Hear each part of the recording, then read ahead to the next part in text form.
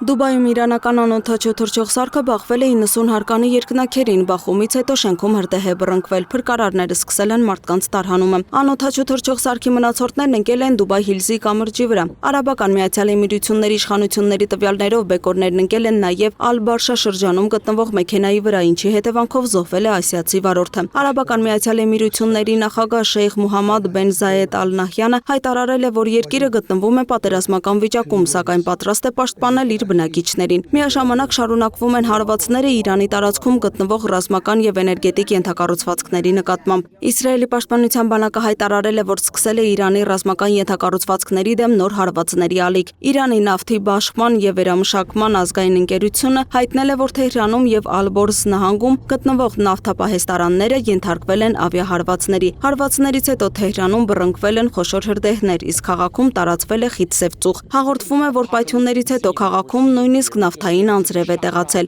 Իրանի մեհր գործակալության տվյալներով նավթային պահեստարանների պայթյունները մթնոլորտ են արտանետել մեծ քանակությամբ թունավոր ածխաջրածնային միացություններ, նաև ծծմբի եւ ազոտի օքսիդներ, որոնք կարող են առաջացնել վտանգավոր թթվային անձրև։ Իրանի նավթավերամշակման գործարանի տվյալներով հարձակման հետևանքով զոհվել է առնվազն 4 նավթագործ։ Իրանի արտգործնախարարությունից էլ հայտարարել են, որ էներգետիկ ենթակառուցվածքների վրա հարվածները համարժեք են քիմիական պատերազմի։ Հարվածներ են արձանագրվել նաև Իրանի կենտրոնական հատվածում գտնվող միջուկային օբյեկտներից մեկի վրա Ասպահանում։ Իրանական աղբյուրների տվյալներով այն լուրջ վնաս է կրել, սակայն այս պահին ճառագայթային աղտոտման մասին տեղեկություններ չկան։ Նույն քաղաքում վնասվել է նաև գամմա ճառագայթմամբ ստերիլիզացման օբյեկտը։ Միաժամանակ Իրանը պատասխան հարվածներ է հասցրել Իսրայելին։ Իրանի Իսլամական հեղափոխության պահապանների կորպուսն էլ հայտարարել է, որ հրթիռային հարվածներ են հասցվել Հայֆայի նավթավերամշակման գործարանին։ Հարվածների հետևանքների վերաբերյալ մանրամասները դեռևս ճշտվում են։ Պատերազմի ֆոնին Իրանում տեղի ունեցել նաև իշխանության փոփոխություն։ Փորձագետների խորհրդի անդամների հայտարարությունների համաձայն երկրի նոր գերագույն առաջնորդ է ընտրվել Սեյեդ Մոջթաբա Խամենեին, նախկին առաջնորդ Այաթոլլահ Ալի Խամենեիի որդին։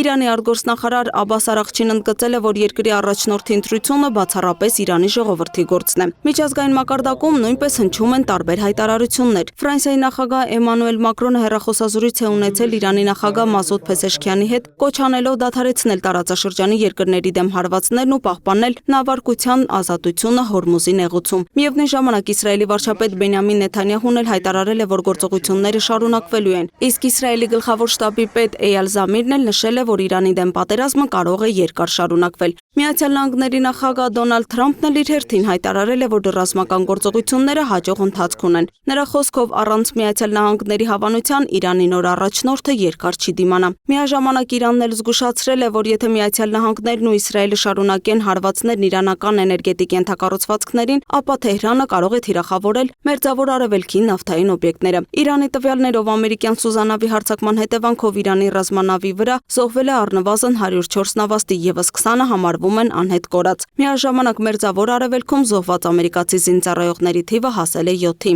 Մինչև տարածաշրջանային առաջնորդները շարունակում են զսպվածության կոչ անել, ռազմական գործողությունները շարունակվում են։ Կողմերը շարունակում են փոխադարձ մեղադրանքներն ու սպառնալիքները, ինչն էլ ավելի է խորացնում իրավիճակը։ Լուսինե Գրիգորյան, Free News, Ազատ լուրեր։